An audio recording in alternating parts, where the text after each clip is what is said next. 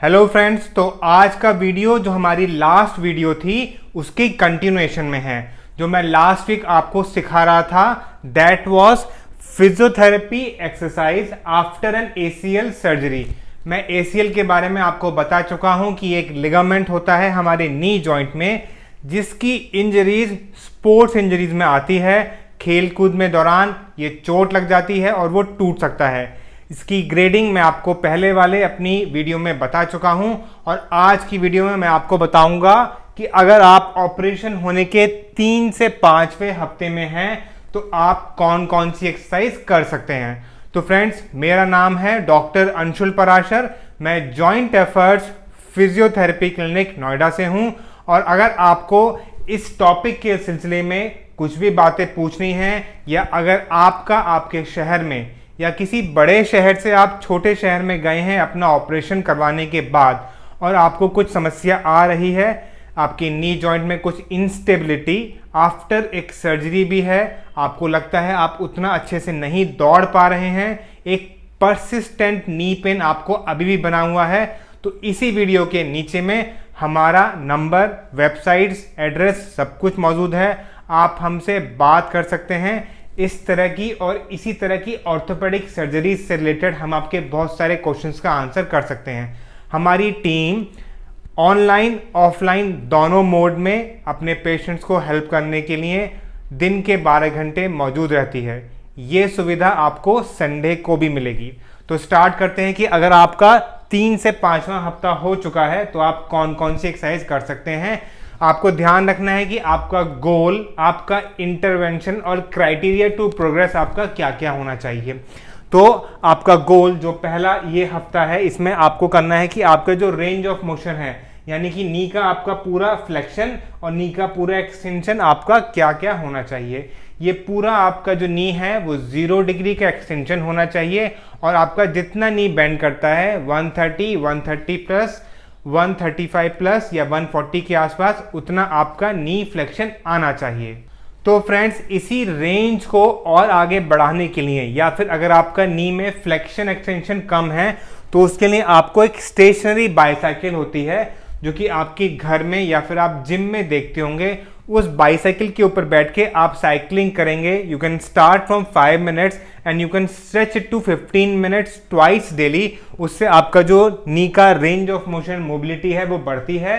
और सबसे ज़रूरी बात है, जब आप एक स्टेशनरी बाईसाइकिल कर रहे हैं तो वहाँ पे आपको अपनी साइकिल की सीट को सबसे ऊपर रखना है सो दैट कि आपका नी में कोई इंजरी और ना हो। थर्डली, आपको स्ट्रेंथनिंग एक्सरसाइज अब कौन कौन सी करनी है सो दैट आपकी क्वाड्रिसेप मसल्स और हैमस्ट्रिंग मसल्स मजबूत हों। यहाँ पे एक चीज का ध्यान दीजिएगा कि जो फेज 1 में जो लास्ट वीडियो था उसमें जो आप एक्सरसाइज कर रहे थे वो एक्सरसाइज तो करते ही रहनी है और उसकी कंटिन्यूएशन में हम आपको अब ये वाली एक्सरसाइज बता रहे हैं। इस वाली एक्सरसाइज में बहुत ज्यादा फोकस यहाँ पे करा गया है आपकी ग्लूटियल मसल्स के लिए, ग्लूटियस मीडियस और मिनिमस की स्ट्रेंथनिंग के ऊपर। पेल्विक ब्रिजिंग दोनों पैर के साथ में और एक पैर हवा में उठा के। दूसरा, क्लम शेल्स, जिसमें कि पेशेंट साइड लाइन में लेट के दोनों नी को बेंड करके ऊपर वाले लेग को उठाता है। ये आपकी ग्लूटियल मसल्स को स्ट्रॉन्ग करने की बहुत अच्छी एक्सरसाइज है। इसी में अगर आप नी के ऊपर एक हल्का सा लूप बैंड लगा देते हैं तो वो फर्दर उसको स्ट्रेंथन करता है। Third exercise, bridge on gym ball. आपने बहुत बड़ी बड़ी बॉल्स देखी होंगी जिम में, अगर आप उसके ऊपर भी दोनों अपने पैर रखें क्योंकि वहां पे वो एक अनस्टेबल सरफेस बनाती है। अगर आप हिप ब्रिज करते हैं तो आपकी वो प्रोप्रियोसेप्टिव प्लस ग्लूटियल की स्ट्रेंथनिंग एक्सरसाइज दोनों होती है। उसके बाद में फिर हम आते हैं उसी बॉल को ब्रिज के साथ में थोड़ा सा अपना अंदर लेके जाइए और बाहर लेके आइए। जब ये काम आप करते हैं तो आपकी ये डायनेमिक ग्लूटियल स्ट्रेंथनिंग एक्सरसाइज होती है जो कि आपकी ग्लूटियल मसल को काफी हद तक स्ट्रॉन्ग करती है। नेक्स्ट है वॉल स्लाइड्स, जिसमें कि आप दीवार के सहारे बैठ के अपने आप की कमर और सिर दीवार से लगा के आप थोड़ा स्लाइड करते हैं वॉल से। This is a good exercise which strengthen your quadricep muscles, gluteal muscles and hamstring muscles. ये सबका काम करती है।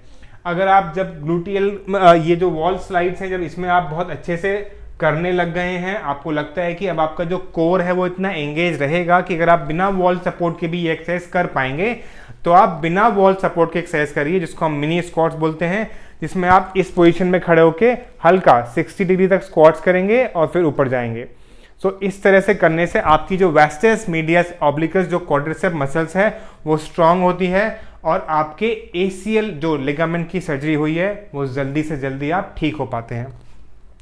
उसके बाद फिर हम आते हैं बैलेंस और प्रोप्रोसेप्टिव एक्सरसाइज पे। ये बैलेंस और प्रोप्रोसेप्शन जो एक्सरसाइज होती हैं ये हमारे नी को उन अनस्टेबल इररेगुलर सरफेस पे चलाने में हेल्प करती हैं जहाँ पे आपको इंजरीज बहुत ज़्यादा होती हैं।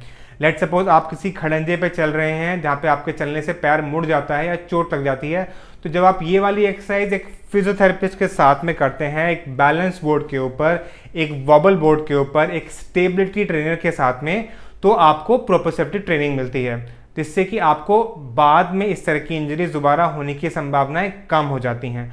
हर एक हाई एंड एथलीट को ये प्रोप्रोसेप्टिव ट्रेनिंग होती है, ये ज़रूर करनी चाहिए ताकि उसको री इंजरी ना हो। इसके साथ साथ में ही जब आप प्रोप्रोसेप्टिव ट्रेनिंग करते हैं तो जॉइंट रीपोजिशनिंग ट्रेनिंग भी अपने आप में होती चली जाती है और इसका भी ध्यान रखना चाहिए। तो ये था हमारा फेज़ 2 और अब इसके आगे हम आपको फेज़ 3 में जो एक वीडियो दिखाएंगे उसमें हम कोशिश करेंगे कि सारी की सारी आपकी जो एक्सरसाइज है उसको एक साथ मर्ज कर दें ताकि आप फेज़ 3 पे वो सारी वीडियो देख पाएँ और आगे तक के लिए, मतलब कि जो हमारा फेज़ 3 होगा वो 5 वीक से लेके और आगे तक का, मतलब पूरा 1 साल का जो रिहैब प्रोग्राम होने वाला है वो उस प्रोग्राम में हम सारी वीडियोस में डाल देंगे। मैं उम्मीद करता हूं कि आपको ये वीडियो अच्छा लगा होगा। अगर आपकी कोई सुझाव है, कोई सजेशंस हैं तो कमेंट बॉक्स में प्लीज़ हमको बताइए। You are most welcome. और क्लोज करने से पहले मैं आप लोगों से रिक्वेस्ट करूंगा कि हमारा YouTube channel joint effort physiotherapy clinic को ज़रूर सब्सक्राइब करिए। Thank you.